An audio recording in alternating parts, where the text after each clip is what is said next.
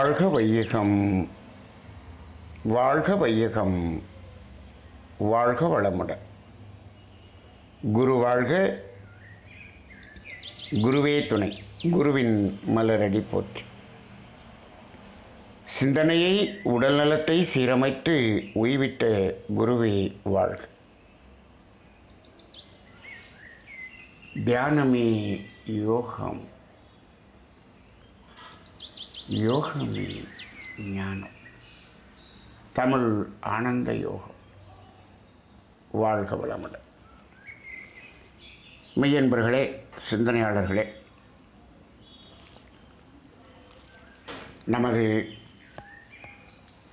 தமிழ் ஆனந்த யோகத்தின் இந்த சிந்தனை தொழில்கள் என்ற அடிப்படையில் நாம் கர்மவினை கழியக்கூடிய அந்த ஒரு வாழ்வின் நோக்கத்தை நோக்கிய பயணத்தில் நம் சிந்தனைகள் தொடர்ந்து கொண்டே இருக்கிறது. இப்பொழுது நாம் தமிழ் ஆனந்த யோகத்திலே தொடர்ந்து துரியாதீத தவம் ஏற்றுக்கொண்டிருக்கிறோம். தவம், தியானம் என்று சொல்லக்கூடிய இந்த அகநோக்கு பயிற்சி என்பது எதற்காக என்று பார்க்கும் பொழுது நமது ஆன்மாவின் விடுதலைக்காக என்றுதான் நமது முன்னோர்கள் சொல்லுவார்கள். ஆன்ம விடுதலை என்று சொல்வார்கள். ஆன்ம விடுதலை என்று சொன்னால் ஆன்மா எதிலிருந்து விடுதலை? அதில் சேர்ந்திருக்கக்கூடிய களங்கங்களிலிருந்து விடுதலை பெறுவது என்பதுதான் ஆன்ம விடுதலை. விடுதலை என்றாலே கழிதல் என்பதுதான் அர்த்தம். அதாவது விடுதலை என்பது அதை விட்டு நாம் பிரிந்து வருவது இல்லை. நம்மிலிருந்து வேண்டாதவற்றை பிரித்து விடுவது. நாம் அந்த இடத்திலேயே நிலையாக இருக்க வேண்டும். அதுதான் விடுதலை. இப்பொழுது நமது நாடு விடுதலை பெற்றது என்று சொல்லுகிறோம். விடுதலை என்றபோது நாம் இங்கே தான் இருக்கிறோம். இதனோடு இணைந்திருந்தவர்கள் விலகியதுதான் விடுதலை. நாம் விலகிச் செல்வது என்பது அல்ல. அப்போ ஆன்ம விடுதலை என்பது அந்த ஆன்மா அதனுடைய நிலைத்த தன்மையாகிய அந்த நிலைத்த நிலையாகிய அதனுடைய மூலத்தில் நின்று கொண்டிருக்கிறது. அதில் இணைந்து இருக்கக்கூடிய தேவையற்ற அந்த கழிவுகள் என்று சொல்கிறோமே, அவையெல்லாம் வெளியேறுவதுதான் விடுதலை. இதற்காகத்தான் தியானம். அப்போ அந்த ஆன்மா பூரணத்துவமாக இருக்கிறதா என்று சொன்னால் பூரணமாகத்தான் இருக்கிறது, தூய்மையாகத்தான் இருக்கிறது. அப்போ அந்த அடிப்படையிலே தியானம் என்று நமது முன்னோர்கள் சித்தர்கள் இங்கு வடிவமைத்து கொடுத்தது 2 நிலைகள்தான் வடிவமைத்து கொடுத்தார்கள். பயிற்சியாக செய்யக்கூடிய தியானம் என்பது 2 நிலைகள். அது ஒரு பயிற்சி, ஒரு முயற்சி. அந்த 2 நிலை எது என்று பார்த்தால் அதுதான் ஒன்று ஆக்கினை தவம், இரண்டாவது துரிய தவம். இந்த 2 நிலைகள்தான் அடிப்படையாக முக்கியத்துவம் வாய்ந்ததாக இங்கே கொடுத்தார்கள். இந்த இரண்டுக்குள்ளாகத்தான் அவ்வளவு ரகசியங்களும் அடங்கியிருக்கிறது. சரி, அடுத்து இப்போ துரியாதீதம் என்று சொல்கிறோமே, அது என்ன நிலை என்று சொன்னால் அங்கே பயிற்சி நிலை கிடையாது. துரியாதீதம் என்பது பயிற்சி நிலை அல்ல. துரியத்தை கடந்து விட்டால் அது ஒரு இருப்பு நிலை. அப்போ ஆனால் ஆக்கினை துரியம் என்பதில் சில பயிற்சிகள் செய்து சில விடுதல்கள் அங்கு நடைபெறும். அதை கடந்து செல்லும் பொழுது அது இல்லை. சரி, அப்போ இது என்ன நிலை? இப்போ துரியாதீதம் என்பதனுடைய நிலையை நாம் என்ன நிலை என்பதை இன்று நாம் விளங்கிக் கொள்ள வேண்டியதாக இருக்கிறது. ஏன்னா அடிப்படையாக நமக்கு மகர்ஷி அவர்கள் ஆக்கினை, சாந்தி, துரியம், துரியாதீதம் இந்த வரிசையில் தவம் கொடுத்து விட்டார்கள். இப்போ முதலிலே நாம் ஆக்கினை தவம் என்று தீட்சை கொடுத்து ஆக்கினை தவம் ஏற்றுகிறோம். இந்த ஆக்கினை என்பது எத்தனாவது மையமாக இருக்கிறது? 6வது மையமாக இருக்கிறது. துரியம் என்பது 7வது மையம். மொத்தம் 7 மையங்கள் உடலிலே. அதில் 6வது மையம் என்பது ஆக்கினை மையமாக இருக்கிறது. இப்போது இந்த இடத்திலே அதற்கு முன் இருக்கக்கூடிய 5 மையங்களும் எதை சார்ந்தது என்றால் அது 5 பஞ்சபூதங்களை சார்ந்தது. அந்த பஞ்சபூதங்களுக்கான 5 புலன்களை சார்ந்தது. அந்த 5 புலன்கள் வழியாக உணரக்கூடிய 5 காந்த தன்மாற்றங்களை சார்ந்தது. இது எல்லாமே இந்த 5க்குள்ளாக நமக்குள்ளாக சுழன்று கொண்டிருக்கக்கூடிய நிகழ்வுகள்.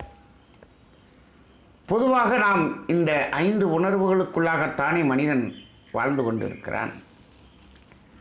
இது இந்த 5 உணர்வுகளுக்குள்ளாக வாழ்ந்து கொண்டிருக்க வேண்டியது எது என்று சொன்னால் 5 அறிவு ஜீவன்கள். 5 அறிவு ஜீவனில் 5 புலன்களும் உண்டு, 5 உணர்வுகளும் உண்டு, 5 அனுபவங்களும் ஒன்றாக இருக்கக்கூடிய ஒரு இடம் 5 அறிவு ஜீவன். ஆனால் நாம் 6 அறிவு மனிதன். அப்போ அந்த விலங்கினங்களிலிருந்து நாம் ஏதோ ஒரு வகையில் வேறுபட்டு இருக்க வேண்டும் அல்லவா? அப்படி வேறுபட்டு இருக்கும் பொழுதுதான் மனிதன். அப்போ இந்த இடத்திலே முதலில் மனிதன் என்பவன் மனிதனாக மாற்றம் அடையக்கூடிய ஒரு நிலை என்பதுதான் ஆக்கினை தவம். ஆக்கினை தவத்தில் மனிதனாக நாம் மாற வேண்டும். அப்போ சாதாரணமாக மனிதன் என்று தோன்றியவுடன் அவனுக்கு இப்படியெல்லாம் ஆன்மீக பயிற்சிகள் என்று கொடுக்கப்பட்டதா? இல்லை. ஆதி மனிதனுக்கு ஆக்கினை தவம் கொடுத்தார்களா? இல்லை. அங்கு தேவைப்படவில்லை. ஏன் தேவைப்படவில்லை என்று சொன்னால், எப்பொழுது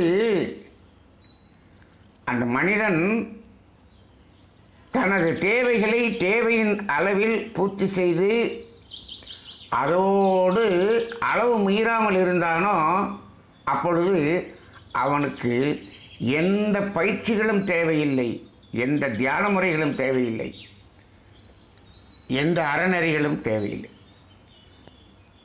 எப்பொழுது அதில் இருந்து ஒரு மயக்க நிலையில் அதிகமான அனுபவத்துக்கு வந்தானோ அப்பொழுதுதான் அந்த அதிகமாக பெற்ற அளவை மீறிய அனுபவங்கள், அதனால் வந்த விளைவுகள், அதனால் பதிந்த பதிவுகள், இவைகளெல்லாம் நமது ஆன்மாவின் அந்த முழுமை நிலையை களங்கப்படுத்துவதாக ஆகிவிட்டது. அந்த களங்கங்களிலிருந்து விடுதலை பெறுவதற்காக வந்ததுதான் இந்த பயிற்சிகள். அப்போ அந்த இடத்தில் இப்போது ஆக்கினை தவம் என்று முதல் தீட்சையாக மகரிஷி கொடுத்துருக்கிறாங்க.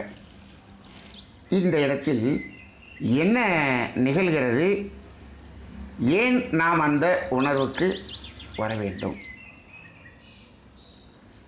இப்போ பாருங்கள், இதில் ஏன், அதற்கு முன்னாடி ஒரு கேள்வி கேட்டுக்கொள்வோம்.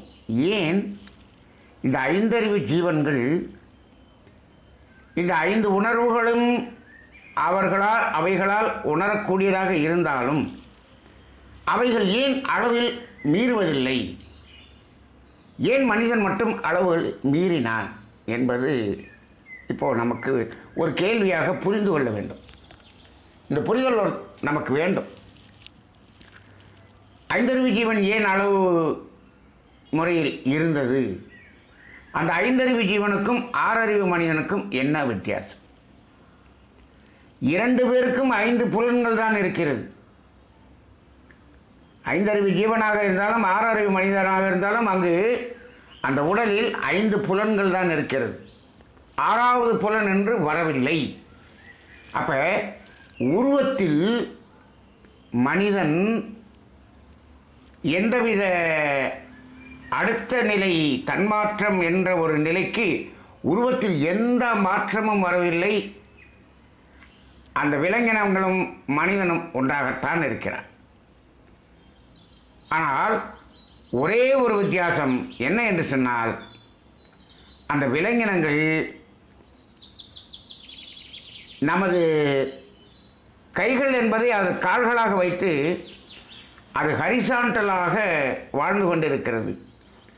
நாம் 2 கால்களை வைத்து கைகளை மேலே உயர்த்தி வெர்டிக்கலாக வாழ்ந்து கொண்டிருக்கிறோம், நிமிர்ந்து வாழ்ந்து கொண்டிருக்கிறோம். அவை ஹரிசாண்டலாக தனது முதுகுத்தண்டை வைத்து வாழ்ந்து கொண்டிருந்தது. இது ஒன்று தான் வித்தியாசம், வேறு வித்தியாசம் இல்லை. இதில் உடல் ரீதியாக அனாட்டமிக்கலாக வேறு எந்த வித்தியாசமும் இல்லை. இது நிமிர்ந்து நிற்கிறான், அங்கே அது குனிந்து நிற்கிறது. இவ்வளவுதான் வித்தியாசம். ஆனால் மனிதனில் 6ஆம் அறிவு என்பது விலங்கினங்களிலிருந்து அதீதமாக கொடுக்கப்பட்ட ஒன்று. அந்த 6ஆம் அறிவு என்பது இந்த பருவுடல் சார்ந்ததாக இல்லை. இந்த அனாட்டமிக்கல் ஸ்ட்ரக்சரில் இந்த 6வது அறிவுக்கு என்று தனித்து ஏதாவது இருக்கிறதா என்றால் இல்லை. அப்போ விலங்கினமும் மனிதமும் ஒன்று தான். இவன் நிமிர்ந்து நிற்கிறான், அது குனிந்து நிற்கிறது. இதை தவிர வேறு எந்த வித்தியாசமும் நாம் பார்க்க முடியாது. எல்லா சிஸ்டமும் ஒரே மாதிரி தான் இருக்கும். அதனால தான் நீங்கள் பாருங்கள், இப்போ மெடிக்கல் சயின்ஸில் மனிதனுடைய அந்த நோய்களுக்கான மருந்துகளை கொடுத்து ஆராய்ச்சி செய்வதை இவன் முதலில் விலங்குகளுக்கு 5அறிவு ஜீவனுக்கு கொடுத்து தான் ஆராய்ச்சி செய்கிறான். ஏன் அதற்கு கொடுத்து ஆராய்ச்சி செய்கிறான்? நீங்கள் நல்லா பாருங்கள், அதில் 4 அறிவு ஜீவனோ 3 அறிவு ஜீவனோ 2 அறிவு ஜீவனுக்கோ கொடுத்து ஏதாவது ஆய்வு நடக்கிறதா என்று சொன்னால் இருக்காது. ஏன் இருக்காது? மனிதனும் விலங்கினமும் அனாட்டமிக்கலாக ஒன்று. இங்கேயும் 5 புலன் இருக்குது, அங்கேயும் 5 புலன் இருக்குது. அப்போ இங்கே இருக்கக்கூடிய சிஸ்டம், அந்த உடல் அமைப்பில் இருக்கக்கூடிய இயங்கக்கூடிய சிஸ்டம், அதே சிஸ்டம் தான் அங்கே 5 அறிவு ஜீவன்லையும் இருக்குது. அப்போ 2 ஒன்றா தான் இருக்குது. அப்போ அதன் அடிப்படையில் அனாட்டமிக்கலாக ஒரே மாதிரி இருப்பதனால் அந்த 5 அறிவு ஜீவனுக்கு முதலில் மருந்தை கொடுத்து ஆராய்ச்சி செய்து அதன் பிறகுதான் மனிதனுக்கு கொடுக்கிறான். சரி, இப்போது அந்த ஹரிசாண்டலாக இருக்கிறதுக்கும் வெற்றிகளாக இருக்கிறதுக்கும் என்ன வித்தியாசம், என்ன வேறுபாடு, என்ன வாழ்பாடு என்று சொன்னால், இப்போ ஹரிசாண்டலாக இருக்கும் பொழுது அங்கு மூலாதாரமும் உச்சியும் இணைக்கக்கூடிய அந்த சுழுமுனை நாடி ஹரிசாண்டலாக இருக்குது. இப்போ ஹரிசாண்டலாக இருக்கும் பொழுது எப்பொழுதும் மூலாதாரமும் துரியமும் ஒரு சமச்சீர் நிலையில் இணைப்பிலேயே இருந்து கொண்டிருக்கும், சமநிலையிலேயே இருந்து கொண்டிருக்கும். அது அந்த மூலாதாரத்திலிருந்து டிட்டாச் ஆகவோ அந்த உச்சியிலிருந்து டிட்டாச் ஆகவோ இல்லை, இரண்டும் சமமாக ஒரு சமநிலையிலேயே இருக்கக்கூடியதாக இருக்கிறது. அப்போ அங்கே என்ன ஆகிறது? அதனுடைய செயல்பாடுகளும் சமநிலையிலேயே இருக்கிறது. அது ஒரு சமநிலை. அப்போ அது என்ன ஆகும்? தேவையின் அளவில் பூர்த்தி செய்து அவை இந்த இயற்கையோடு இசைந்து வாழ்ந்து கொண்டிருக்கும். அதனால்தான் ஐந்தறிவு ஜீவன்களின் மேல் இந்த இயற்கைக்கு எந்த கோபமும் இல்லை. ஆறறிவு மனிதன் என்ற அந்த நிலையில் இருக்கக்கூடியதற்குத்தான் இயற்கை அத்தனை சோதனைகளையும் கொடுக்கிறது. இப்பொழுது இயற்கை சீற்றம் என்று எத்தனையோ சொல்கிறோம், புதுவிதமான நோய்கள் என்று எத்தனையோ சொல்கிறோம். இவைகளெல்லாம் புதிதாக வந்து கொண்டிருந்தாலும் எங்கு வந்து கொண்டிருக்கிறது? மனிதனிடம்தான் வந்து கொண்டிருக்கிறது. மனிதனிடம் புதிய நோய்கள் வந்து கொண்டிருக்கிறது. ஆனால் மனிதன் என்ன செய்கிறான்? இந்த புதிய நோய்களுக்கு மருந்தை அந்த விலங்கினங்களுக்கு கொடுத்து ஆராய்ச்சி செய்கிறான். அந்த விலங்கினங்களுக்கு அந்த நோய் வரவில்லையே. இந்த ஒரு சிந்தனை வேண்டாமா? இந்த விலங்கினத்துக்கு இந்த நோய் வரவில்லை, ஆனால் ஆராய்ச்சி அதை வைத்து செய்து கொண்டு இருக்கிறோம். அப்போ பாருங்க, ஏன் அதற்கு வரவில்லை, ஏன் மனிதனுக்கு வருகிறது? ரெண்டுமே அனாட்டமிக்கலாக ஒரே மாதிரி தானே இருக்கு. ஏன் அது வரவில்லை? கொரோனாவை எடுத்துக்கொள்வோம். இத்தனை பறவைகள் இருந்தது, எத்தனை ஐந்தறிவு ஜீவன்கள் இருந்தது. அந்த கிருமி ஏன் அந்த உடலுக்குள்ளாக செல்லவில்லை? ஏன் அதை பாதிக்கவில்லை? ஆனால் மனிதன் மட்டும்தான் அதை பாதிக்கப்பட்டார். அப்ப அங்கு அவை சமநிலையாக இருந்து இயற்கையோடு இசைந்து இயற்கையோடு ஒத்து வாழ்ந்து கொண்டிருக்கிறது. அந்த சமச்சீர் நிலையில் வாழ்ந்து கொண்டிருக்கிறது. தேவையை மீறுவதில்லை. ஏனென்று சொன்னால் அவற்றிற்கு அந்த இணைப்பு உச்சியும் மூலாதாரமும் இணைந்தே இருக்கக்கூடிய ஒரு நிலை. இப்போ என்னென்னா அதற்கு ஒரு நிலை, அதற்கு சாத்தியமில்லை. என்ன சாத்தியமில்லை என்று சொன்னால், மூலாதாரத்திலிருந்து விடுதலை பெற்று டிட்டாச் ஆகி உச்சியில் மட்டும் நிலைப்பதற்கு என்ற ஒரு சாத்தியம் அங்கு இல்லை. அப்போ மூலாதாரத்திலிருந்து விடுதலை பெற்று உச்சி என்று சொன்னால், இந்த மூலாதாரம், சுவாதிஷ்டானம், மணிப்பூரகம், அநாகதம், விசுத்தி என்ற 5 புலன் மையங்களிலிருந்தும், அந்த 5 பஞ்சபூதங்களின் மையங்களிலிருந்தும், அந்த 5 உணர்வுகளிலிருந்தும் ஒரு விடுதலை பெற்று நிற்கக்கூடிய அந்த நிலை, ஆக்கினை துரியம் என்ற அந்த நிலையில் மட்டும் நிற்கக்கூடிய ஒரு தகுதி அங்கு இல்லை. அப்படி நிற்க முடியாது. ஏன்னா அது ஹரிசாண்டலாக இருக்கிறதுனால அப்படி அதிலிருந்து டிட்டாச் ஆக முடியாது. அதற்கான ஒரு அமைப்பு அங்கு இல்லை. ஆனால் மனிதனுக்கு எப்படி அது கொடுக்கப்பட்டிருக்கிறது என்று சொன்னால், இது வெற்றிகளாக இருப்பதனால் இந்த மூலாதாரத்திலிருந்து விடுதலை பெற்று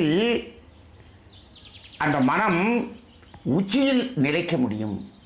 இங்கிருந்து டிட்டாச் ஆகி இந்த 5 மையங்களையும் கடந்து 6வது மையமாகிய ஆக்கினையில் நின்று துரியத்தில் நிற்க முடியும். துரியத்தில் நிற்கும் பொழுது அங்கு மூலாதாரத்தின் தொடர்பு இல்லாமல் நிற்க முடியும்.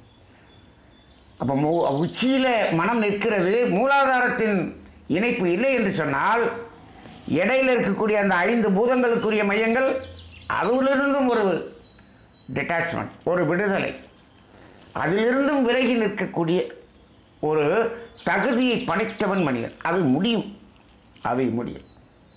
ஆனால் சாதாரணமாக மனிதனிடம் எப்படி இருக்கும்?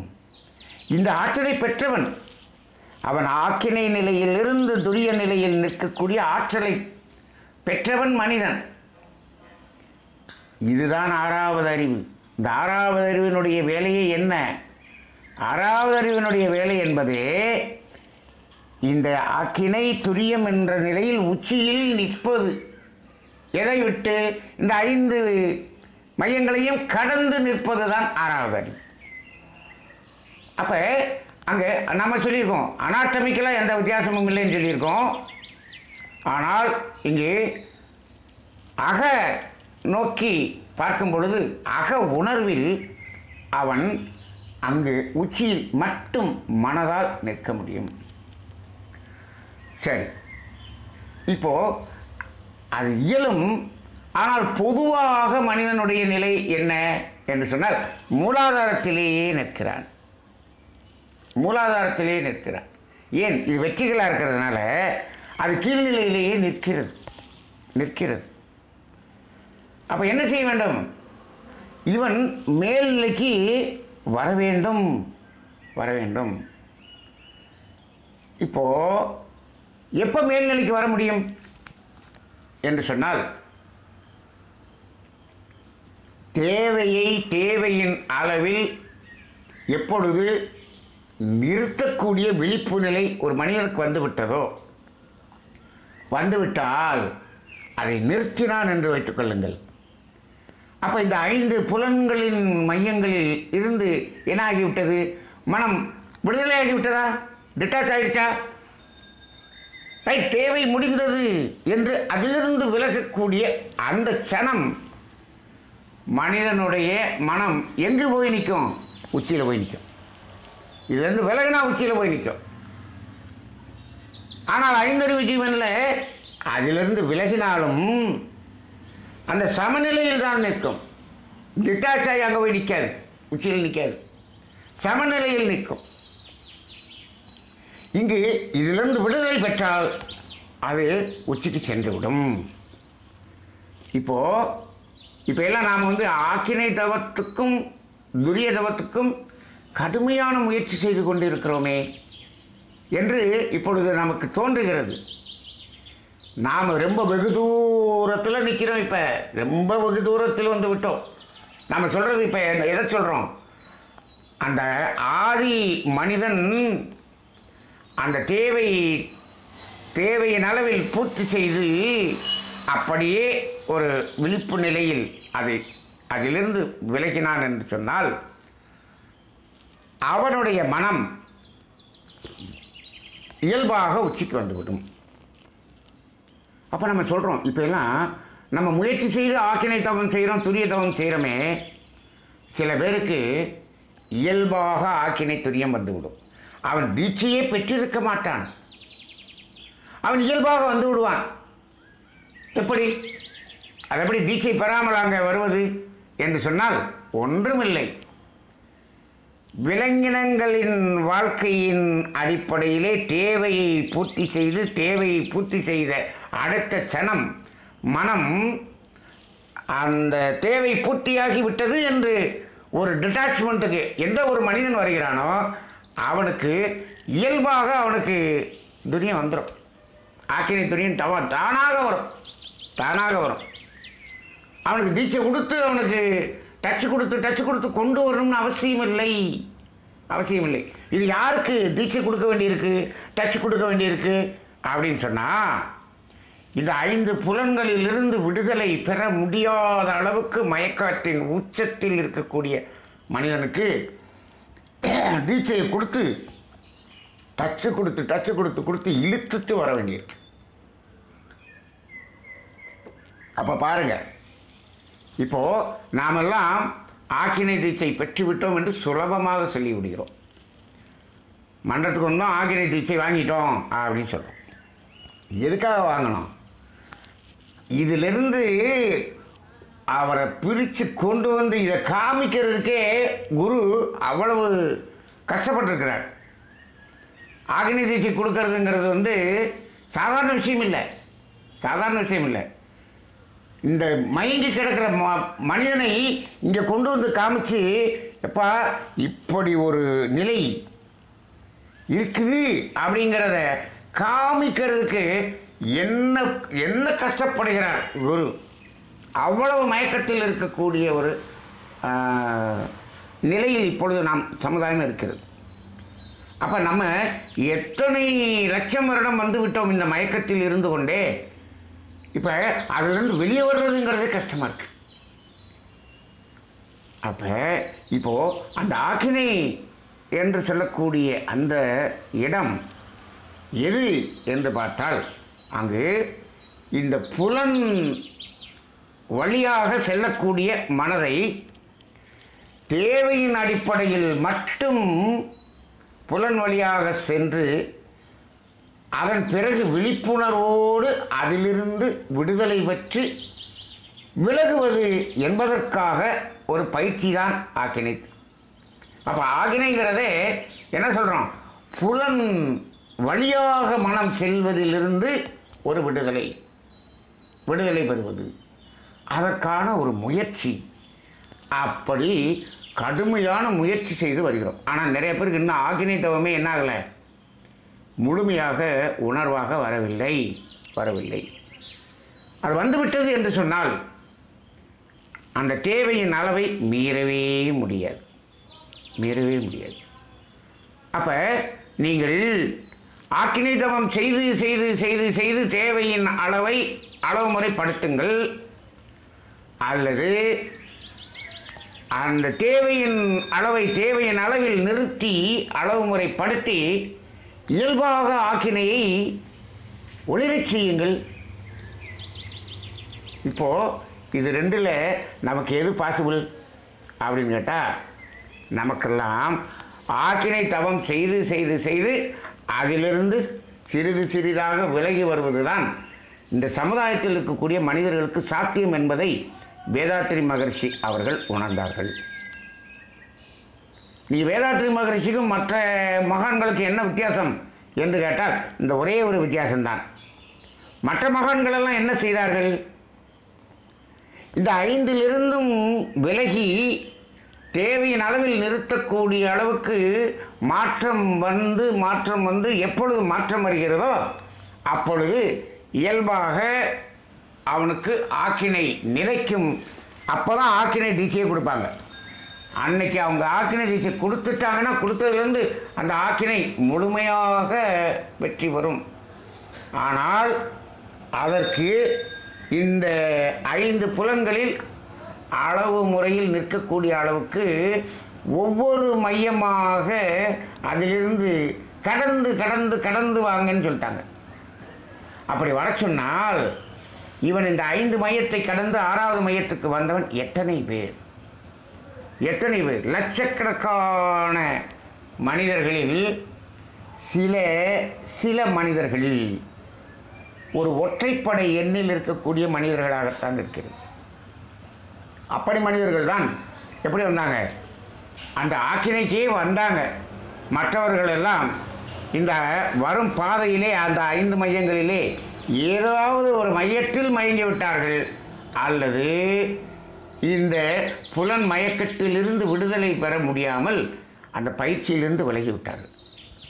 அதனால தான் இந்த குண்டலினி யோகம் என்பது இந்த சமுதாயத்தில் இருக்கக்கூடிய மக்களுக்கு அது ஏற்றதல்ல. இதில் அதிகமாக யாரும் பயணிக்க முடியாது. இது வயசான காலத்தில் அது என்ன சொல்கிறாங்கன்னா, வயசாகி போச்சு, இனிமேல் இந்த புலன் வழியாக அந்த உலக பொருள்களை அனுபவிக்கக்கூடியதற்கு தெம்பு இல்லை, அந்த நிலை அசந்து போச்சு. அப்படி வந்த பிறகு உன்னால் முடியல, இப்பயாவது போய் ஆக்கினையில் உட்காரு அப்படின்னு கடைசி நேரத்தில் போய் ஆக்கினையில் உட்கார வைக்கலாம் அப்படிங்கிற மாதிரி சொல்லிட்டாங்க. இதெல்லாம் வந்து வயசான காலத்தில் செய்ய வேண்டியதுப்பா அப்படின்னு சொல்லிட்டாங்க. ஏன் அப்படின்னா, இதில் அவன் என்ன பண்ணுவான், இந்த 5 உணர்வுகளுக்கும் இடம் கொடுக்கக்கூடிய அளவுக்கு அங்கே ஆற்றல் இல்லாமல் அசந்து போன பிறகு அவனை அங்கே கொண்டு அங்கே உட்கார வைக்கிறாங்க அப்படின்னு சொல்கிறாங்க. இல்லை, அது உண்மை அல்ல. அப்போ மகரிஷியாக தான் பார்த்தாங்க. இது இந்த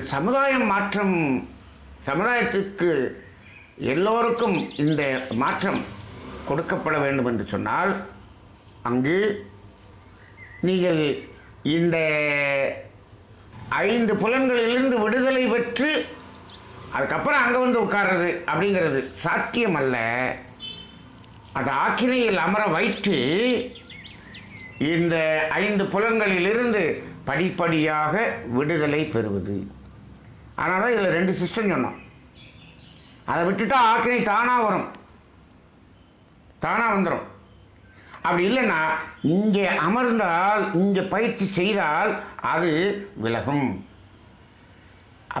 இப்போ ஆக்கினை மையம் என்பது புலன் வழியாக மனம் சென்று அனுபவப்படுவதை, அந்த அனுபவத்திலிருந்து தேவை முடிந்தவுடன் விடுதலை பெறக்கூடிய ஒரு பக்குவத்தை கொடுப்பது தான் இந்த ஆக்கினை. அந்த ஆக்கினைங்கிறது 5 புலன்களிலிருந்து விடுதலை, புலன் வழியாக அனுபவம் என்பதிலிருந்து விடுதலை. இது மட்டும்தான் அங்கு நடக்கும். ஆனால் முழுமையான விடுதலையா என்று கேட்டால் ஆக்கினையில் இல்லை. ஆக்கினை மையத்தில் முழுமையாக விடுதலை வந்துருமா? வராது. ஏன்? தேவையை பூர்த்தி செய்து கொள்ளக்கூடிய அளவுக்கு என்ன வரணும்? அது இந்த புலன்களை மூலமாக செயல்பட வேண்டும், செயல்பட வேண்டும். அந்த தேவை பூர்த்தியான பிறகு அதில் இருந்து விலகுவதற்கான ஒரு மன திடத்தை கொடுப்பது தான் ஆக்கினை. இதுதான் பொதுவாக இப்பொழுது வேதாத்திரிய தத்துவங்களில் பயின்று கொண்டிருப்பவர்கள், பயிற்சி எடுத்துக்கொண்டிருப்பவர்களில் அந்த ஆக்கினை நிலையை, ஆக்கினை தவம் செய்து ஆக்கினை உணர்வை முழுமையாக உணர்ந்தவர்கள் என்பவர்களே யாரும் இல்லை. வேதாத்திரி மகரிஷியை தவிர யாரும் இல்லை. முழுமையாக உணர்ந்தவர்கள் யாரும் இல்லை. 100% உணர்ந்தவர்கள் யாரும் இல்லை.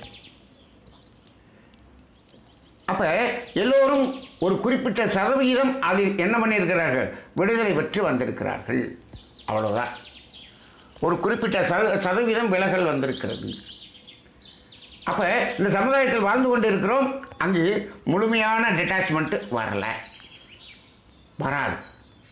சரி, இருந்தாலும் பரவாயில்ல. மகரிஷி என்ன சொல்கிறாரு? பரவாயில்ல, இது எந்த அளவுக்கு குறைகிறோமோ, குறையக்கூடிய அளவுக்கு மனிதனுக்கு, அவனுக்கும் அவனுடைய சந்ததிக்கும் வரக்கூடிய துன்பம் குறைகிறது. இதுவே சமுதாயத்தில் வெற்றி தானே. அப்படி தான் பார்த்தார் மகரிஷி.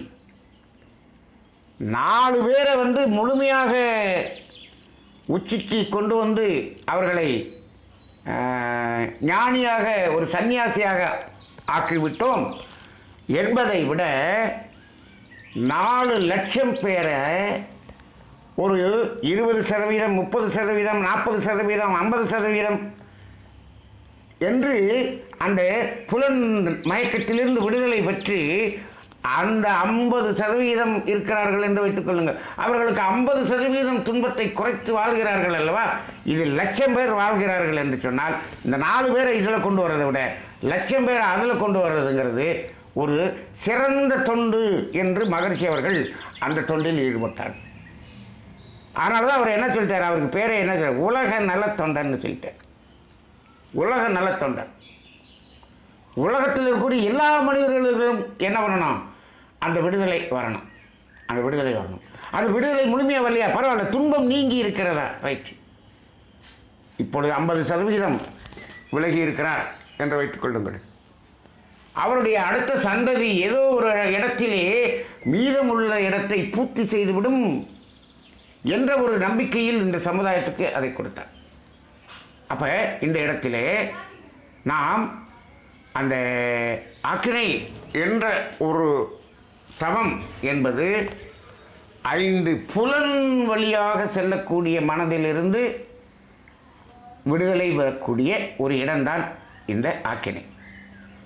சரி, அப்போ அந்த நிலை வருகிறதுன்னு வச்சுக்குவோம்.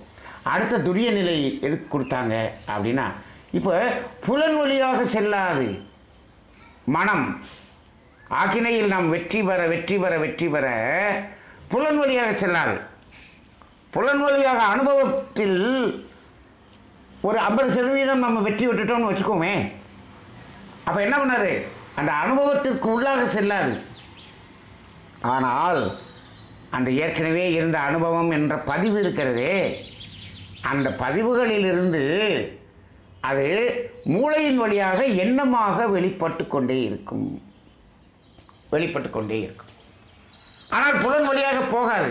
அந்த எண்ணம் மட்டும் இருக்கும், செயல்பட மாட்டான்.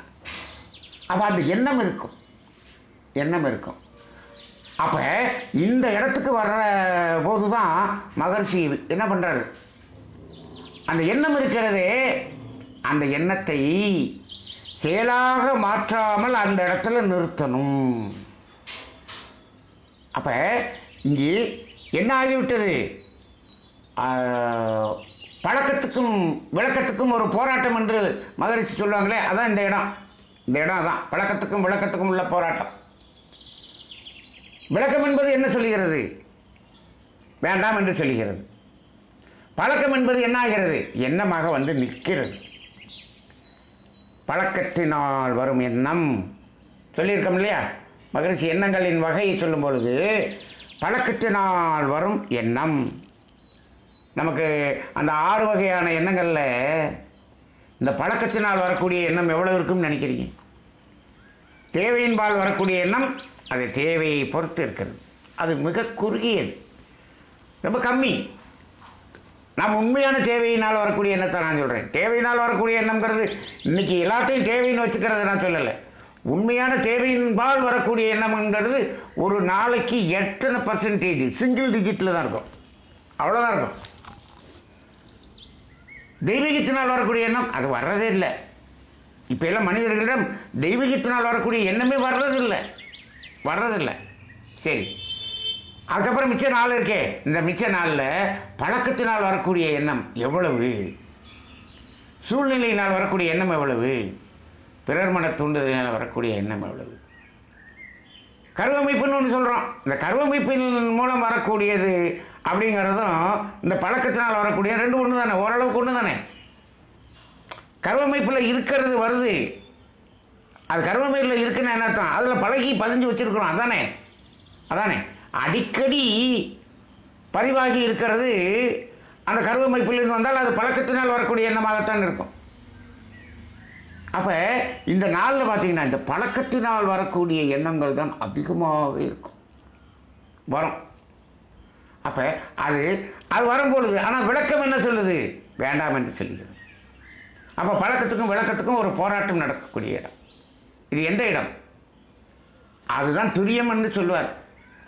அப்போ இந்த இடத்துல புலன் வழியாக நேரடியாக அந்த மனம் பொருளோடு தொடர்பு கொள்வதிலிருந்து விடுதலை பெறக்கூடியது தான் ஆக்கினை. ஆனால் அதன் பிறகு அந்த புலன் அனுபவங்களில் இருந்து என்னாகும், எண்ணமாக வந்து கொண்டிருக்குமே, அந்த எண்ணங்களிலிருந்தும் புலன் அனுபவங்களிலிருந்து விடுதலை பெறக்கூடிய இடம் என்பதுதான் துரியம். அப்போ துரியத்தில் தான் இந்த பழக்கத்துக்கும் விளக்கத்துக்கும் போராட்டம் நடக்கும். அதனால தான் மகரிஷி என்ன சொல்கிறார், துரியதவம் செய்த பிறகு என்ன பண்ணுறார், எல்லா தத்துவங்களையும் அங்கே தான் வச்சுருப்பார். அப்போ அங்கே அந்த புலன் அனுபவங்களிலிருந்து வரக்கூடிய எண்ணங்களிலிருந்தும் விடுதலை. சரி, அப்போ 5 புலன்கள் வழியாக செல்வதில் அளவு முறை. சரி, அந்த புலன் அனுபவங்களிலிருந்து எண்ணங்கள் வருது, அந்த எண்ணங்களிலிருந்து விடுதலை, எண்ணங்களிலிருந்தும் நினைவுகளிலிருந்தும் விடுதலை பெறக்கூடிய இடம் எது, துரியம். சரி, இந்த 2ஐ தவிர வேறு என்ன இருக்கிறது ஆன்மீகத்தில்? அவ்வளோதான். ஆன்மீகம் அங்கு முழுமை பெறுகிறது. துரியதவத்தில் ஆன்மீகம் முழுமை பெறுகிறது, ஆனால் சாதாரணமான காரியம் அல்ல. அப்போ இந்த 2லையுமே பாருங்கள், 2லையுமே விடுதலை தான். ஆக்கினை துரியம் ரெண்டுமே விடுதலை தான். அப்போ இதற்கான முயற்சியை தான் மகரிஷி செய்கிறார். அப்போ ஆக்கினை நிலையிலும் துரிய நிலையிலும் இப்போ ஆக்கினை பயிற்சி ஓரளவுக்கு செய்த பிறகு துரியம் என்று சொல்லும்போது ஆக்கினை விட்டு துரியம் செய்ய சொல்கிறாரா? இல்லை, அப்படியெல்லாம் இல்லை. ஆக்கினை செய்துட்டு அப்புறம்தான் துரியம். துரிய தவத்தில் ஆக்கினை தவமும் அடங்கியிருக்கும். ஆக்கினை செய்துட்டு தான் துரியத்துக்கு போகணும். துரியம் செஞ்சுட்டு ஆக்கினை வர்றதில்லை, ஆக்கினை செய்துட்டு துரியம் போகணும். அதானே நம்ம முறை. அப்போ அது என்ன? முதல்ல புலன், டைரக்டாக புலனிலிருந்து விடுதலை, அப்புறம் புலன் அனுபவங்களிலிருந்து விடுதலை. இந்த மனம் அந்த புலனிலிருந்து விடுதலை பெற்று விட்டது, புலன் அனுபவங்களிலிருந்து விடுதலை. புலன் அனுபவங்களிலிருந்து விடுதலை பெற்றுட்டுனா என்னென்ன? எண்ணமற்ற நிலை, நினைவுகளிலிருந்து விலகி நிற்பது, எண்ணங்களிலிருந்து விலகி நிற்பது, இந்த மனதில் எண்ணங்கள் தோன்றாமல் இருப்பது, அதிலிருந்து விடுதலை பெறுவது. இந்த ரெண்டு தான். சரி, அப்போ இந்த இரண்டு தவங்களும் இதைத்தான் செய்கிறது. அப்போ எண்ணங்களும் இல்லை, புலன்களிலிருந்தும் டிட்டாச் ஆகிடுச்சு. இப்போ உடல் உணர்வை கடந்து விட்டோம், உடல் உணர்வே தெரியவில்லை. தவத்தில் கிடைக்கும், நிறைய பேருக்கு ஓரளவுக்கு இது கிடைக்கும். அந்த உடல் உணர்வை கடந்து நிற்கிறோம், ஆனால் எண்ணங்கள் மட்டும் வந்து கொண்டே இருக்கிறது. அப்போ இந்த புலன் உணர்வுலேருந்து வெளியே வந்துடுறது. ஏன்னா ஆக்கினை நிலைங்கிறது நமக்கு முதல்ல நமக்கு கிடைக்கக்கூடிய ஒரு பலன். அதுக்கு அடுத்ததில் இந்த எண்ணங்களிலிருந்து விடுதலை பெறுவது அது ரொம்ப ரொம்ப ரொம்ப கஷ்டம், ரொம்ப கஷ்டம். புலனிலிருந்து கூட விடுதலை பெற்று விடலாம், இந்த எண்ணங்களிலிருந்து விடுதலை பெறுவது ரொம்ப கஷ்டம். இப்போ எண்ணங்களிலிருந்து விடுதலை பெற முடியலன்னு வச்சுக்கோங்க, அது செயலாக மாற்றிட்டோம்னு வச்சுக்கோங்க, அது எங்கே போயிடும்? புலன் வழியாக போயிடும். புலனில் தப்பிச்சு வந்திருப்போம், தப்பிச்சு வந்தாலும் இந்த எண்ணங்கள் என்ன ஆகிரும்? திரும்பவும் அந்த புலனுக்குள்ளாக கொண்டு சிக்க வைக்கிற வேலையை செய்யும். இதைத்தான் மகரிஷி அவர்கள் ஒரு பாடல் சொல்வார்கள். காட்டானை மேலேறி கடைத்தெருவே போகையிலே நாட்டார் நமை மறித்து நகை புரிய பார்ப்பரன்றோ, நாட்டார் நமை மறித்து நகை புரிய பார்த்தாலும் காட்டானை மேலேறி கண்ணம்மா உன்னை கண்குளிர காண்பேனோ என்று அந்த பாடலை அடிக்கடி சொல்வார்கள், அடிக்கடி சொல்வார்கள். காட்டானை மேலேறி கடைத்தெருவே போகையிலே, யானையில் ஏறி கடைத்தெருவில் பிச்சை எடுத்துக்கிட்டு போகிறது மாதிரி அப்படின்னு நினைச்சிடக்கூடாது. காட்டானை மேலேறி என்று சொன்னார். காட்டான் ஐ மேலேறி, மகரிஷி அதை பிரிப்பாங்க. காட்டான் ஐ மேல் ஏறி. காட்டான் என்பது யார்? அவன் ஒரு காட்டான் என்றாங்க. அப்படி இல்லை, காட்டான் என்பவர் யார் என்றால் தன்னை காட்டிக்கொள்ளாதவன். தன்னை காட்டிக்கொள்ளாதவன் எது? தன்னை காட்டிக்கொள்ளாமல் இருக்கிறது, ஆனால் காண்பிக்க முடியாது. அப்படின்னா எது? அதைத்தான் மறைபொருள் என்று மகரிஷி சொல்வார்கள். மறைபொருள் என்று எது? மறைபொருள் இந்த உலகத்திலேயே மறைபொருள்கள் 3 என்று சொல்வார்கள். ஒன்று உயிர், இன்னொன்று மனம், இன்னொன்று தெய்வம். இது 3 இருக்கு, காமிக்க முடியாது.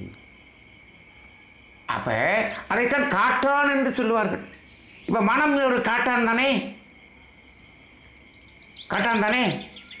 மனதின் மூலமாகிய உயிர் காட்டான், அதன் மூலமாகிய தெய்வம் காட்டான்.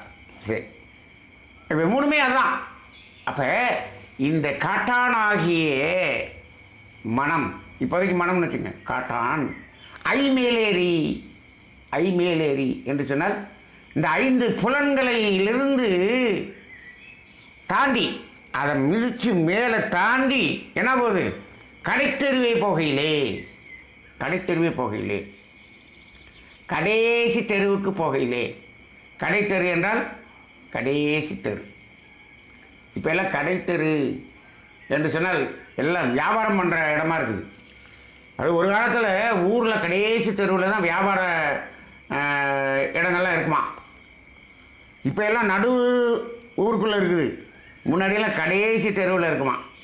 அதுக்காக கடைத்தெருன்னு அதை பேர் வச்சுட்டாங்க. இங்கு கடைத்தெருவே போகையில்லை என்று சொன்னால் கடைசி இடம் எது? துரியம். இதுதானே கடைசி. மூலாதாரத்தில் தொடங்கி கடைசி எது? கடைசி மையம் எது? துரியம். அப்போ இது என்னது? காட்டான் ஐமையிலேறி கடைத்தெருவே போகிறதுன்னா ஆக்கினை மையத்தில் இருந்து புலன்களிலிருந்து விடுதலை பெற்று இந்த மனம் உச்சியில் போய் நிற்கிது. துரியத்துக்கு போகுது. கடை தெருவே போகையிலே துரியத்துக்கு போகும்போது அங்கே என்ன ஆகுது? நாட்டார் நம்மை மறைத்து நகை புரிய பார்ப்பரன்றோ. நாட்டார்னா யாரு என்று சொன்னால், ஏற்கனவே இந்த புலனையெல்லாம் விட்டுட்டு போயிடுச்சு மனம். ஆனால் இந்த புலன் மூலமாக பெற்ற அனுபவ பதிவுகள் இருக்கிறது, அதுதான் நாட்டார். அதான் நாட்டார். அது என்ன பண்ணுது? என்னை விட்டுட்டு போயிடுவே நீ என்று நம்மை மறித்து நகை புரிய பார்ப்பனன்றோன்னா என்ன செய்யுது? அது எண்ணங்களாக வந்து மீண்டும் செயலாக மாற்றி திருப்பி அந்த புலன் வழியாக போ, அந்த 5 வழியாக போ, 5 வழியாக போ அப்படின்னு சொல்லுது. எண்ணம் என்பதே என்ன? எண்ணம் என்பதே செயலாக மாறு, செயலாக மாறு, செயலாக மாறு. எது? 5 புலன் வழியாக போ, மனமே போ அப்படின்னு சொல்றதுக்கு தானே எண்ணம் வருது. இதுதான் இந்த நமது எண்ணங்கள் இருக்கிறதே, அதைத்தான் நாட்டார் நம்மை மறித்து நகை புரிய பார்ப்பனன்றோம். நம்ம மனசு எண்ணங்கள் வந்து என்னை அலக்களிக்குது. நான் அதில் வேண்டாம் வேண்டாம் வேண்டான்னு பார்க்குறேன். இந்த எண்ணங்கள் வந்து தொந்தரவு பண்ணுது. இந்த எண்ணங்களின் தொந்தரவு தான் இன்றைக்கி ரொம்ப ஆன்மீகத்துக்கு இடைஞ்சல். அதான் இடைஞ்சல். அப்போ அவர் என்ன சொல்கிறாரு? அந்த சித்தர் எப்படி பாடுறாரு? நாட்டார் நம்மை மறித்து நகை புரிய பார்த்தாலும் விடமாட்டேன்னு அது சொன்னாலும், எண்ணங்கள் வந்து என்ன குறுக்கீடு செய்தாலும், காட்டானை மேலேறி கண்ணம்மா உன்னை கண்குளிர காண்பேனோ. அந்த இடத்துல என்ன பண்ணுறாரு? அந்த 5 புலன்களையும் விட்டுட்டு நான் அங்கே உச்சியில் போய் நிற்பேன் அப்படின்னு சங்கல்பம் எடுக்கிறேன். இது ஒரு சங்கல்பம் தான். இந்த பாடல் ஒரு சங்கல்பம். இந்த சங்கல்பத்தில் ஏதாவது பெறுதல் என்பது இருக்கிறதா? நம்ம அடிக்கடி சொல்லுவோம், சங்கல்பம் என்பதில் விடுவது தான் இருக்கிறது, பெறுதல் இருக்காதுன்னு சொல்லுவோம். இது ஒரு அற்புதமான ஒரு சங்கல்ப பாடல், சித்தர்களுடைய பாடல். அப்போ அந்த கடைசி சங்கல்பம் என்ன சொல்ல பாருங்க? நாட்டார் நம்மை மறித்து நகை புரிய பார்த்தாலும் காட்டானை மேலேறி கண்ணம்மா உன்னை கண்குளிர காண்பேன், அதை காண்பேன் அப்படின்னு ஒரு சங்கல்பம் எடுக்கிறார் பாருங்க. அப்போ சங்கல்பம். அப்போ இந்த புலன்களிலிருந்து விடுதல் என்பது தான் அங்கு நடக்கிறது. அப்போ இந்த எண்ணங்கள், அந்த எண்ணங்கள் என்பது வந்து கொண்டிருக்கும். அந்த எண்ணங்கள் என்பதிலிருந்து, நினைவுகளிலிருந்து நம்ம விடுதலை பெறுவது என்பது நடக்கக்கூடிய இடம் துரியம். ஆனால் துரியத்தில் தான் நிறைய போராட்டம் இருக்கும். அப்போ நேரடியாக புலன்களிலிருந்து விடுதலை என்பது ஆக்கினை, அந்த புலன் அனுபவங்களிலிருந்து விடுதலை என்பது துரியம். முடிஞ்சிருச்சா? அவ்வளோதான், முடிஞ்சிருச்சு. ஆன்மீகமே முடிஞ்சிச்சு, குண்டலி யோகமே முடிஞ்சிருச்சு. சரி, அந்த எண்ணங்களிலிருந்து விடுதலை பெற்று விட்டோம் என்று வைத்துக் கொள்ளுங்கள். இந்த இடத்தில் மனதினுடைய நிலை என்ன? மனதினுடைய நிலை என்ன? இப்போ புலனும் இல்லை, புலனில் போகலை. புலன் அனுபவத்திலிருந்து எண்ணங்களும் நினைவுகளும் இல்லை. இப்போ மனதினுடைய நிலை என்ன? நிலை என்ன? அதுதான் பார்க்கணும். இன்னைக்கு அதை அந்த சிந்தனை, அதுக்காகத்தான் இன்னைக்கு இதை பற்றி பேசுகிறோம். அதனுடைய நிலை என்ன? அடுத்த நிலை துரியாதீதம். இப்போ இந்த துரியாதீதத்தில் நம்ம எதையாவது விட போகிறோமா? இல்லை. விட வேண்டியதெல்லாம் இன்னைக்கு விட்டாச்சு, முடிஞ்சு. ஆக்கினையிலையும் துரியத்திலையும் விட்டாச்சு. புலனை 5 புலனையும் விட்டாச்சு, அதனுடைய அனுபவத்தை விட்டாச்சுன்னா அப்புறம் விட வேண்டியதுங்கிறது ஒன்றுமே இல்லை. அதுக்கப்புறம் நம்ம விட வேண்டியது இல்லை, நம்ம முயற்சி ஒன்றுமே இல்லை. அதுக்கப்புறம் என்ன நடக்கும்னா, தானாக விடுதல் என்பது நடக்கும். எது? அது சங்கீத கர்மம் வரை இருக்கக்கூடிய கர்ம வினையினுடைய அந்த விலகுதல் நடக்கும். தானாக பிச்சுட்டு விழுகும், கீழே அதுவாக விழுகும், வெளியில் போகும். அது நடக்கும். நாம் முயற்சி செய்ய வேண்டியது, விட வேண்டியது, போராடி விட வேண்டியது இந்த 2 இடத்துல தான். இந்த 2 இடம் தான். அப்போ இந்த இடத்தில் மனதினுடைய நிலை என்ன என்று ஒரே ஒரு புரிதலோடு இன்றைய சிந்தனை நம்ம முடிவுக்கு வரப்போகிறோம். ஏன் இன்னைக்கு இந்த சிந்தனையை செய்தோம் என்று சொன்னால், நிறைய குழப்பம் இந்த இடத்தில் இருக்கிறது. ஆன்மீகத்தில் நிறைய பேருக்கு குழப்பம் இருக்கிறது. என்ன என்று சொன்னால், இந்த மனம் என்பது எது என்று நிறைய பேர் எப்படி புரிந்து கொண்டிருக்கிறார்கள் என்று சொன்னால், இந்த ஜீவகாந்தமாகிய உயிராற்றல் புலன் வழியாக செல்லும் பொழுது மனம் என்று சில பேர் சொல்கிறாங்க. புலன் வழியாக செல்லும்போது மனம், புலன் வழியாக படர்ந்து வெளியேறும்போது அப்பொழுதுதான் மனம் என்று சொல்லுகிறார்கள். சரி, அப்போ அது வரைக்கும் மனம் இல்லையா? சரி, இப்போ என்ன பண்ணிட்டோம்? புலன் வழியாக போகலையே. ஆக்கினை தவம் நல்லா செய்து செய்து செய்து அந்த உடல் என்ற உணர்வை இல்லாமல் நிற்கிறோம். அப்போ என்னாச்சு? புலன் வழியாக போகலை, அஞ்சையை அடைச்சாச்சு. அஞ்சிலிருந்து டிட்டாச் ஆகிடுச்சு மனம். அங்கே டிட்டாச் ஆகிடுச்சுன்னா அது மனமாக இருக்கிறத ஜீவகாந்தமாக மாறிடுச்சா? அங்கே உள்ள அதுலேருந்து டிட்டாச் ஆகிடுச்சு. உடல் உணர்வு இல்லை. மனதில், மனம்ங்கிறது உணர்கருவி தானே, உடல் உணர்வு இல்லை. இப்பொழுது அங்கு உயிராற்றலாகிய ஜீவகாந்தம் தான் இருக்கிறதா, மனம் இருக்கிறதா இல்லையா என்று கேட்டால் அங்கு எண்ணம்னு ஒன்று வருதே, எண்ணம்னு ஒன்று வருதே. அப்போ அந்த எண்ணம் என்பது எது அப்படின்னா சில ஆசிரியர்கள் என்ன சொல்கிறாங்கன்னா, அந்த எண்ணம் என்பது வேறு ஒன்றுமில்லை, மனம் அந்த அனுபவ பதிவுகளை தாங்கி எழுச்சி வருவது எண்ணம். அப்போ எண்ணம் என்பதில் எது எண்ணுகிறது, எது எண்ணமாக வருகிறது? மனம்தான் எண்ணமாக வருகிறது. அப்போ எண்ணத்தில் இருக்கும்போதும் மனம் இருக்குது. என்னையா முதல்ல புலன் வழியாக வெளியே போகும்போது தான் மனம் அப்படின்னு ஒரு ஆசிரியர் சொல்கிறாரு. அப்புறம் என்ன பண்ணுறாரு? எண்ணம் என்று சொல்லுங்க. எண்ணம் என்பது மனம்தான். மனமும் எண்ணமும் வேறு ஒன்றும் இல்லை, ரெண்டு ஒன்று தானா? எது எண்ணம் என்று சொன்னால் இந்த மனதில் இந்த அனுபவ பதிவு இணைந்து மேலே வரும்பொழுது அது எண்ணம். இந்த மனம் அந்த அனுபவ பதிவை எடுத்து ஒட்டிக்கொண்டு அது மேலே வரும்பொழுது அது எண்ணம். அது மூளையின் வழியாக வெளியே வரும். முதல்ல புலன் வழியாக நேரடியாக போச்சு, இப்போ மூளையின் வழியாக வெளியே வர்றதான் எண்ணம். அப்போ அதில் இந்த எண்ணம் என்ற அந்த அந்த அனுபவ பதிவு என்று ஒன்று ஒட்டி கொண்டு இருப்பது எண்ணம். அப்போ அங்கே மனம் இருக்கா? மனம் இருக்கு. அப்போ ஆக்கினை நிலை அடுத்த துரிய நிலை, துரியத்தில் வரும் பொழுது இந்த எண்ணங்கள் என்று இருக்கிறது, அங்கே மனம் இருக்கிறது. சரி, அப்போ எண்ணம் என்பதை மனம் என்று ஒத்துக்கொள்கிறார்கள். எண்ணமாக வருவதும் மனமே. சரி, இப்போ என்ன பண்ணுறோம்? துரியதவம் செய்து எண்ணங்களில் இருந்து விடுதலை, எண்ணங்களற்ற நிலை என்ற ஒரு நிலைக்கு வருகிறோம் என்று வைத்துக் கொள்ளுங்கள். எண்ணங்களும் இல்லை. சார் சொல்லுவாங்க, ராதாகிருஷ்ணன் சார் சொல்லுவார், சும்மா இருத்தல் என்று சொல்லுவார் இல்லையா? அந்த சும்மா இருத்தல் அந்த நிலைக்கு வர்றோம். இப்போ என்னாச்சு? அங்கே எண்ணங்கள் இல்லை என்று சொன்னால் நினைவுகள் இல்லை, அனுபவ பதிவுகள் அங்கு எழுச்சி பெறவில்லை.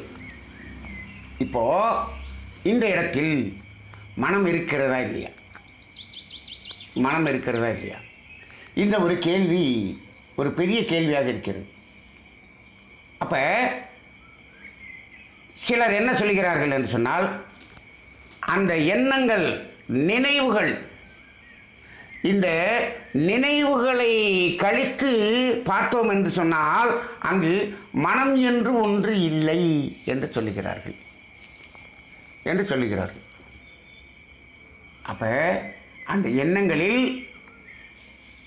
அந்த எண்ணம் என்பதை கழித்து விட்டோம் என்று வைத்துக் கொள்ளுங்கள், எண்ணத்திலிருந்து விடுதலை என்று வைத்துக் கொள்ளுங்கள். அந்த அனுபவ பதிவிலிருந்து அது மனம் விடுதலை ஆயிடுச்சுன்னு வச்சுங்க, அங்கு மனமே இல்லை என்று சொல்லுகிறார்கள். இந்த இடத்தில் தான் நாம் சிந்திக்க வேண்டியதாக இருக்கிறது. இந்த இடத்தை சிந்திக்கிறதுக்காக தான் இன்னைக்கு இந்த தலைப்பை எடுத்தோம். இந்த இடத்தில் மனம் இருக்கிறதா இல்லையா? மனம் இருக்கிறதா இல்லையா? இது நமக்கு ஒரு தெளிவு வேண்டும். இப்போ என்னாச்சு? மனம் நேரடியாக புலன் வழியாக போச்சு. அடுத்து இந்த மனம் அதனுடைய அனுபவ பதிவை தூக்கி கொண்டு எண்ணமாக வந்தது செயலாக மாற்றுவதற்காக. இது மனம்தான். இப்போ இந்த அனுபவ பதிவுகளிலிருந்தும் என்னாச்சு? நினைவுகளிலிருந்தும் எண்ணங்களிலிருந்தும் என்னாச்சு? டிட்டாச் ஆயிடுச்சு. மனம் டிட்டாச் ஆயிடுச்சு. இப்போது இந்த காட்டானாகிய மனம் ஐமேலேறி 5 புலன்கள் மேலேறி வரும்போது இப்போது இந்த அனுபவ பதிவு வருதே, இந்த பதிவுங்கிறது என்னது? அதுவும் அந்த 5 புலன்கள் வழியாக பெற்ற பதிவு தான். அப்போ அதையும் கடந்து போகணுமா இல்லையா? கடைத்தெருவுக்கு போகும்போது அப்போ துரியத்துக்கு வரும்போது துரியத்தவம் செய்வதே எதுக்கு அப்படின்னு சொன்னோம்னா அந்த எண்ணங்களிலிருந்து விடுதலை, எண்ணங்களற்ற நிலை, அந்த எண்ணங்களற்ற நிலை.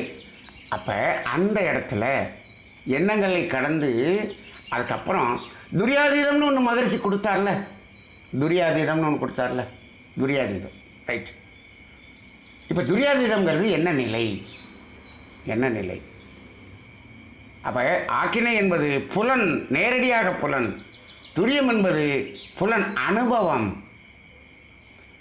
துரியாதீதம் என்பது புலனும் இல்லை, புலன் அனுபவமும் இல்லை, அங்கு மனம் மட்டுமே. அங்கே என்ன இருக்குன்னா அந்த எண்ணங்கள் நினைவுகள் இல்லாமல் மனம் மட்டும் தனித்து நிற்கக்கூடிய இடம் ஒன்று இருக்கிறது. அங்கு மனம் இருக்கிறது, மனம் இல்லை என்று சொல்லக்கூடாது. மனம் இருக்கிறது. அந்த மனம்தான் என்ன பண்ணுகிறது? சிவகணத்தவம் செய்கிறது. மனம் தனித்த மனமாக எங்கே போகிறோம்? சக்திகளம் சிவகலம். சக்திகள சிவகலம் போகும்போது அங்கே என்ன இல்லை? இந்த புலன் இல்லை, புலன் அனுபவமும் இல்லை. அங்கே என்ன பண்ணுறோம்? இந்த இயற்கையோடு இணைந்து விடுகிறது. அந்த சுத்தவெளி வரை விரிந்து நிற்கிறது. எது விரிந்து நிற்கிறது? மனம். மனம் தானே. அப்போ அங்கே மனம் இருக்கிறது இல்லை. அப்போ மகரிஷி அவர்கள் துரியாதீதம் என்பதை கொடுத்தார்களே, அது இந்த துரியம் என்ற நிலையை கடந்து தனித்த மனம் என்ற மனம்தான் அங்கு பயணிக்கிறது. தனித்த மனம் என்று ஒன்று இருக்கிறது என்பதை நமது துரியாதீத தவம் நமக்கு நிரூபணம் செய்கிறது. ஏன்னா அந்த துரியம் வரைக்கும் இருக்கும்போது அதில் அவர்கள் அந்த எண்ணங்கள் கழிந்து விட்டால் அங்கு மனமென்றே ஒன்று இல்லை என்று சொல்லிவிட்டார்கள். மனமென்றே ஒன்று இல்லை, எண்ணங்களற்ற ஒரு நிலையில் இருக்கிறோம். இப்போ சும்மா இருக்கிறோம்னு சார் சொல்கிறார். எண்ணங்களற்று இருக்கிறோம். ரைட். எண்ணங்களற்று இருக்கிறோம் அல்லவா? சரி. அப்போ எண்ணங்கள் அற்று இருக்கிறோம் என்ற உணர்வு இருக்கிறதா? எண்ணங்கள் அற்று இருக்கிறோம். அந்த இடத்துல எண்ணங்கள் இல்லை, ஆனால் இருக்கிறோம் என்ற உணர்வு இருக்கிறதா? அது என்ன உணர்வு? அது மனதின் தன் உணர்வு. தான் இருக்கிறேன் என்பதை உணர்கிறது. இதுதான் தன் உணர்வு, மனதின் தன் உணர்வு. அதுதான் தனித்த மனம். இந்த தனித்த மனம் என்று சொல்கிறோமே, இதைத்தான் 6வது அறிவு என்று மகரிஷி சொல்கிறார். இதைத்தான் 6வது அறிவு என்று சொல்லுகிறார்கள். அப்போ 6வது அறிவு எப்பொழுது முழுமையாக செயல்படுகிறது என்று சொன்னால், புலனையும் விட்டுவிட்டு, புலன் அனுபவங்களையும் விட்டுவிட்டு தனியாக நிற்கும்போது அதுதான் 6வது அறிவு. அப்படி இல்லை என்று சொன்னால் இது இந்த 5ல் இணைந்த அறிவு, இல்லாட்டி இந்த 5ன் அனுபவத்தில் கலந்த அறிவு. அதிலிருந்து விடுதலை பெற்றால் 6வது அறிவு. இப்போதாங்க 6வது அறிவு முழுமை பெறுகிறது. அந்த இடம்தான் துரியாதீதம். துரியாதீதத்தில் தனித்த மனம். இந்த தனித்த மனம். அப்போ மனம் இருக்கிறது. எண்ணங்கள் இல்லை என்று சொன்னாலும் எண்ணங்களில் அனுபவங்களை கழித்து மனம் என்று ஒன்று இருக்கிறது, தனித்த மனமாக இருக்கிறது. இதற்கு தனித்த மனம்னு நம்ம பேர் கொடுக்குறோம். இந்த தனித்த மனம் தான் ரொம்ப சிந்திக்க வேண்டிய ஒன்றாக இருக்கிறது. இதை ப்ரூவ் பண்ணணும்னா இன்னொன்று என்ன சொல்லலாம்? ஓஷோனுடைய அந்த தத்துவத்திலே மனம் இறக்கும் கலை என்று சொல்கிறார். மனதின் மரணம் என்று சொல்லுகிறார்கள். மனம் இறக்கும் கலை என்று சொல்லுகிறார்கள். இன்னொன்று கூட சொல்கிறாங்க, சுஃபியில் என்ன சொல்கிறாங்க, டை பிஃபோர் யூ டை என்று சொல்லுகிறார்கள். டை பிஃபோர் யூ டை என்று சொன்னால் நீ மரணிப்பதற்கு முன்னாலேயே மரணித்து விடு என்று சொல்லுகிறார்கள். அப்போ அது என்ன மரணம்? என்ன மரணம்? உடல் உயிர் இணைப்பிலிருந்து பிரியக்கூடிய மரணம் என்பது ஒன்று உண்டு. அந்த மரணம் நிகழ்வதற்கு முன்னால் மனதால் மரணித்து விடு. இதுதான் மனதின் மரணம், மனம் இறக்கும் கலை என்று சொல்லுகிறார் ஓஷோ. இப்போ மரணம் என்றாலே என்ன என்று புரிந்து கொள்ள வேண்டும். மரணம் என்பது அழிவு கிடையாது, மரணம் என்பது பிரிவு. உடலும் உயிரும் பிரிந்து விட்டால் அது மரணம், அழிந்து விட்டால் அல்ல. அது எப்பொழுது பிரிகிறதோ பிரிகிற இடத்துக்கு பேர் தான் மரணம். அப்போ பிரிவு என்பது தான் மரணம். இந்த இடத்துல மனதுக்கு மரணம் என்றால் என்ன என்று சொன்னால், அது இந்த புலனில் இருந்தும் புலன் அனுபவங்களிலிருந்தும் பிரிந்து நிற்கும் பொழுது மரணம் அடைந்து விட்டது. அப்போ என்னாச்சு? மனம் தனியாக நிற்குது. அங்கு அந்த உடலும் உயிரும் பிரிந்த போது உயிர் தனியாக நிற்குது, உடம்பு தனியாக நிற்குது. இங்கே மனதின் மரணம் என்பது மனம் தனித்த மனமாக நிற்கிறது, இதனுடைய அனுபவங்கள் தனியாக அங்கே நிற்குது. அதில் என்ன பண்ணல, அதிலிருந்து விலகிடுச்சு. அதுதான் மனதின் மரணம். Tie before you tie. நீ மரணிப்பதற்கு முன்னாலேயே மரணித்து விடு. நீ உடலால் மரணிப்பதற்கு முன்னால் மனதால் மரணித்து விடு. உடலால் சாவதற்கு முன்னால் மனதால் செத்து விடு என்று சொல்லுகிறார்கள். அப்போ அது என்ன? மனம் தனித்த மனமாக இருத்தல் என்பதைத்தான் இவர்கள் சொல்லுகிறார்கள். திருமூலர் எதை சொல்லுகிறார்? தன்னை அறிய தனக்கு ஒரு கேடில்லை, தன்னை அறியாமல் தானே கெடுகிறான். இப்போ என்ன தன்னை அறிதல் என்றால் என்ன? இறைவனை அறிதல் என்று சொல்கிறார். இந்த அறிதல் உணர்தல் இது எல்லாமே மனம் என்று ஒன்று இருக்கும் வரைதான். மனம்னு ஒன்று இல்லை அப்படின்னு சொன்னோம்னா அங்கே உணர்தலே கிடையாது, உணர்வுங்கிறதே கிடையாது. அங்கே முழுமையோடு இணைந்து விட்டால் அது அவ்வளோதான், அங்கே ஒன்றுமே பண்ண முடியாது, எதுவுமே இல்லை. அறிதலும் கிடையாது, உணர்தலும் கிடையாது. அப்போ எது?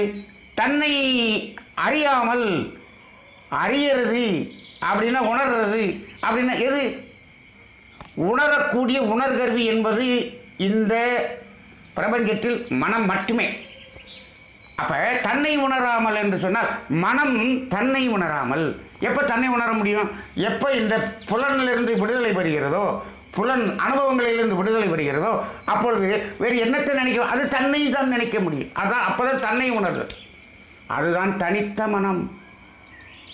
வள்ளலார் சொல்கிறாரு, தன்னை அறிந்து இன்பமுற வெண்ணிலாவை ஒரு தந்திரம் நீ சொல்ல வேண்டும் வெண்ணிலாவே என்று சொல்கிறார். இது எது? மனம் தனித்த மனமாக இருக்கக்கூடிய அந்த உணர்வைத்தான் சொல்லுகிறார்கள். இதைத்தான் மகரிஷி அவர்கள் துரியாதீதம் என்று கொடுத்தார்கள். துரியாதீதத்தில் தனித்த மனம், தனித்த மனம். அங்கே என்ன இல்லை? புலன்களும் இல்லை, புலன் அனுபவங்களும் இல்லை, மனம் மட்டுமே. மனம் மட்டுமே. மனம் இருந்தால் தாங்க அந்த இயற்கையோடு இணைந்து அதை உணர முடியும். அப்போ தனித்த மனம். அப்போ நினைவுகளில் எண்ணங்களில் அந்த எண்ணங்களை கழித்து விட்டால், எண்ணங்கள் என்பது இந்த பதிவுகளை சுமந்து வருகிற மனம், அந்த பதிவுகளை விட்டுவிட்டால் அது வெறும் மனம். அதுதான் அம்மனம். அம்மனம் மனம் அதை தாங்கி கொண்டு வருகிறது, எதையோ ஒட்டி கொண்டு வருகிறது, அதெல்லாம் எடுத்துச்சுன்னா அம்மனம். அது நம்ம இப்போ என்ன சொல்கிறோம்? எந்த ட்ரெஸ்ஸும் இல்லாமல் ஒருத்தன் நின்னான்னா அவனுக்கு பேர் என்ன தான்? அம்மனமாக நிற்கிறான் அப்படின்னு சொல்கிறோம். ஏன் எப்படி அம்மனம்னு இங்கே வந்துச்சு? இது பேர் அம்மனம் இல்லை. அம்மனம்ங்கிறது எது என்று சொன்னால், மனம் எதையும் ஒட்டாமல் தனியாக நிற்கிது பாருங்க, இயல்பு தன் இயல்பில் நிற்கிது, அதுக்கு பேர் தான் அம்மனம். நம்மளால் என்ன சொல்லிட்டான்? இங்கே ட்ரெஸ்ஸு எதுவுமே இல்லாமல் கோமண துணி கூட இல்லாமல் நின்னான்னா அம்மனம்னு நம்ம சொல்லிட்டான்.